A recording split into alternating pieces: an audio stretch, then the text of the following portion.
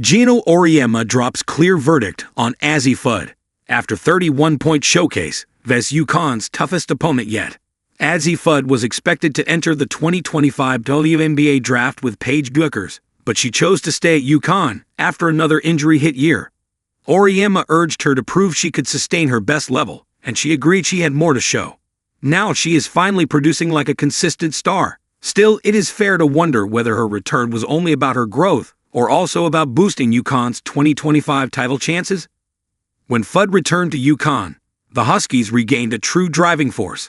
She and Sarah Strong have helped soften the massive void left by Paige Bueckers' move to the WNBA, though UConn's elite scouting has long kept them from feeling the loss of departing stars. Even early in the season, Azzi has been exactly what they needed. As Geno said, "Azzi's the one. We know if we get her enough touches, something is going to happen," and he leans on her exactly that way. Through 5 games, she's been the offensive engine. She's delivering elite efficiency and impact.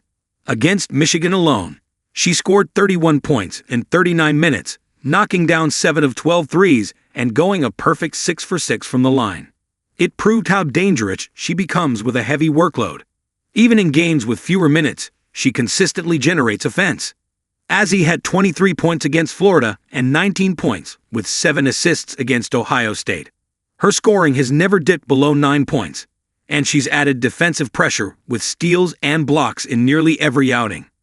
So yes, Azzi is unstoppable.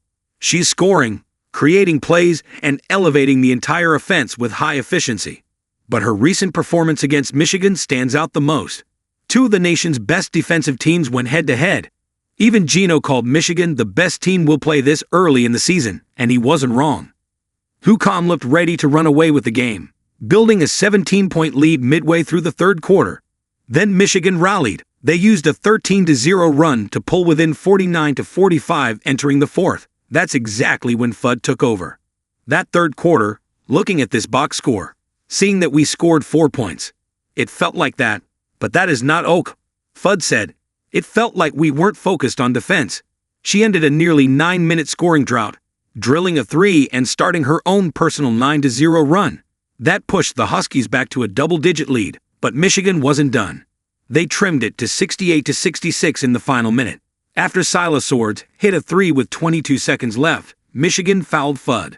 She calmly hit both free throws, but Swords answered again with a deep 3, cutting it to 70-69.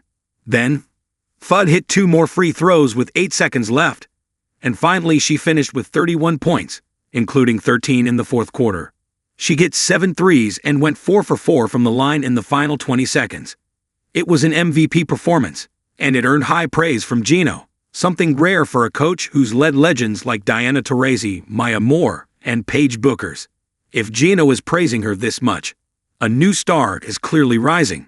But while Fudd ascends, UConn still has concerns. Everything looked good until the second half of the game versus Michigan State. That's because it was when UConn shot a dismal 13.3% from the field. They scored just 4 points in the third quarter. Taking advantage, the Wolverines turned up their defensive pressure and forced 6 of the Huskies' 17 turnovers in the game. But the game grew worse. UConn went scoreless for the final 6 minutes and 19 seconds of the third quarter, while Michigan went on a 13-0 run. We needed to focus because it felt like we weren't focused on defense in the third, but really to settle, Azzi Fudd said. "We always have trust in each other no matter what's going on in the game, so we were just reminding each other stay calm. We got this. Like it's time. It's time to go." Is it the first time though? Even against Ohio State, UConn struggled offensively. They committed 7 turnovers in the first quarter alone and had no player scoring over 9 points at halftime. Their offense was not flowing. So while UConn has a clear 5-0 start to the season, they need to reanalyze the team's offense before they face USC on December 14.